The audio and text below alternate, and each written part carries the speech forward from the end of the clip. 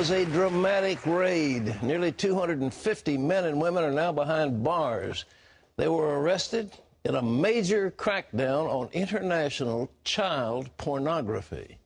The arrest comes as the tragedy of child porn is getting worse, and the victims are getting younger. Federal agents say some are just babies. I know, it makes us all sick. Well, Ephraim Graham has the story. 52-year-old Letha Mae Montemayor and 43-year-old Lance Robert Fries are the latest suspects arrested in Operation Sunflower, a U.S. Immigration and Customs Enforcement sting to identify and rescue victims of child pornography. Montemayor faced a judge in a California court Tuesday. Investigators say their 5-week sting exposed her in photos with children as long as 11 years ago. The results were significant but grim and absolutely demands our full attention as a nation. ICE agents say the internet has made child pornography a growing international business. It's now also being streamed live worldwide, and the criminals aren't often strangers to their young victims. When we found 44 of our victims, they were living with the very person who was sexually abusing them. Their unit identified and rescued 123 child victims. 110 were in the U.S., 46 were younger than 12, and 5 were under the age of 3. It's a serious problem. It's a problem that we somehow have to get our hands around because it's not getting any better.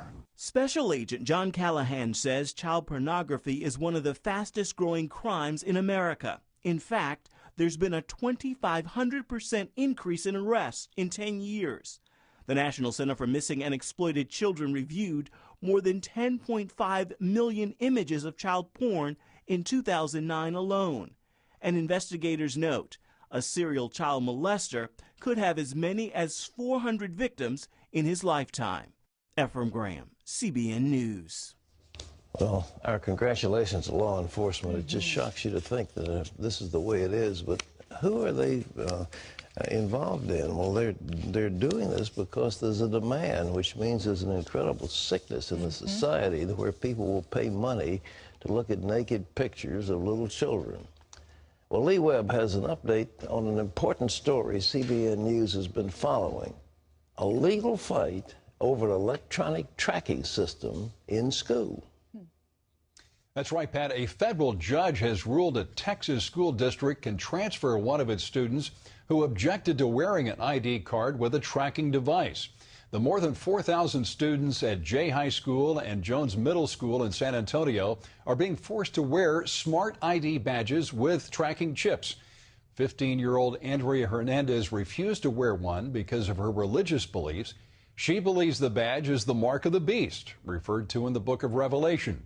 U.S. District Judge Orlando Garcia rejected her religious argument. He thinks her reasons are secular. He ruled the school can keep her out while the case is moving through the courts.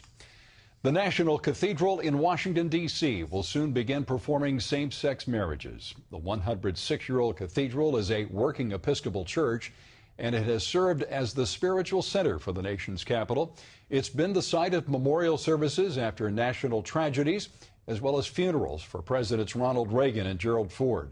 Now the church will be among the first Episcopal congregations to perform weddings for gay, lesbian, bisexual, and transgendered members. There has been an exodus from the Episcopal Church because of its support of gay marriage and clergy.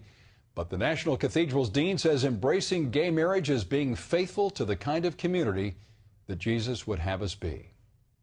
Pat? I cannot imagine in my wildest thoughts that Jesus Christ would have put his imprimatur on the marriage of 2 lesbians or 2 homosexuals. And to say that this is the kind of church Jesus Christ wanted, you just marvel. You wonder why society has gone so far. Well, society has gone so far because the arbiters of the religious tradition that we hold to have gone so far. And they have given up the tenets of the faith. And as a result, there is no guideline, or there are no guidelines to tell people what is right and what is wrong. We've lost track of that. Lee? Obama administration officials say the U.S. may pull all of its troops out of Afghanistan after December 2014.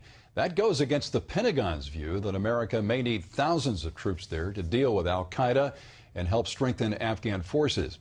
The U.S. now has 66,000 troops in Afghanistan. Some officials say between 3,000 and 15,000 may stay. The primary concern is preventing Afghanistan from falling back into the chaos of the 1990s. Those problems led to the Taliban taking power and providing a network for Osama bin Laden and al-Qaeda. Pat? Well, you know, there's no way you're going to control Afghanistan. It didn't work under Alexander the Great. It didn't work under the Russians. It didn't work under the Brits, and it's not going to work under us.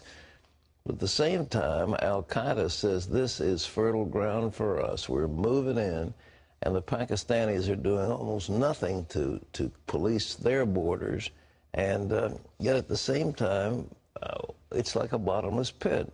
So who needs it? And then you've got a guy like Karzai, who is a crook along with his brother, deeply involved in the drug trade, and who's hurling bombs at America and claiming we're the source of his problems. This guy is bad news, but we're stuck with him, at least apparently so. The time has come, in my opinion, is to, you know, say, guys, you're on your own. We'll see you later. And if it blows up, tough luck. Lee? Pat, Venezuela has postponed the inauguration of President Hugo Chavez. He's still in Cuba battling cancer. Political opponents accuse the Venezuelan government of violating the Constitution. They also want that government to tell the country just how sick the socialist leader really is. Chavez has not been seen for a month. Dale Hurd has more. This is one of the last times Hugo Chavez was seen publicly, on December 10, saying goodbye to government ministers before boarding a plane to Havana. Reports indicate Chavez is losing a battle with terminal cancer. Rumors have been swirling on the internet that Chavez is already dead. The government is only saying that he has a severe respiratory infection that makes it hard to breathe.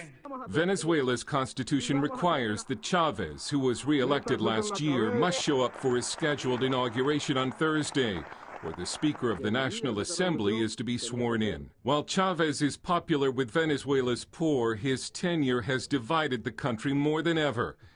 And for one of the most oil-rich countries in the world, Venezuela's economy is a shambles, and violent crime has skyrocketed. If Chavez doesn't return, new elections will have to be held. Vice President Nicolas Maduro is first in line for succession, but Speaker Cabello is closer to the armed forces. And Cuba reportedly favors the creation of a junta to maintain Chavez's socialist legacy after his death. Dale Hurd, CBN News. Part of Obamacare has been quietly repealed. It happened as part of the fiscal cliff deal. Congress overturned what's called the Class Act. It was basically a new entitlement program for long-term health care, but the Heritage Foundation reports the program was so poorly designed that one of its own administrators warned Congress in 2011 that the program could collapse. Meanwhile, 5 new taxes instituted by Obamacare will kick in this year. One is called the medical device tax. It's a tax on everything from stents to syringes. A group of liberal senators, including Al Franken and John Kerry, had asked Senate Majority Leader Harry Reid to delay the tax because it's expected to raise health care costs. Surprise, surprise, surprise, Pat. I'm shocked that Obama would raise taxes. I just cannot believe it. It just is so shocking. And Al Franken, comedian that he is shocked. And the liberals are shocked that they're going to have to pay more taxes on medical devices because of a bill that they favored and voted for.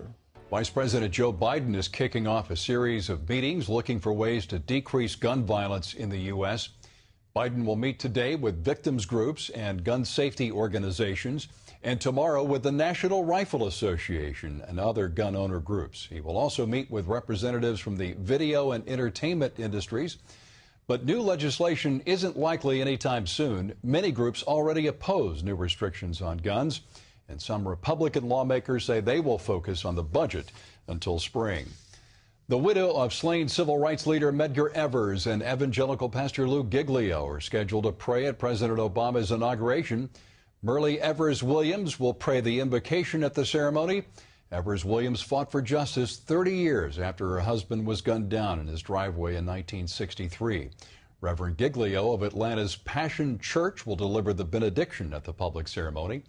Giglio hosts the annual New Year's Passion Conference in Atlanta, and he's an advocate for ending modern-day slavery. The president says the two represent the ideals of justice, equality, and opportunity that he pursues. You can always get the latest from CBN News by going to our website at cbnnews.com.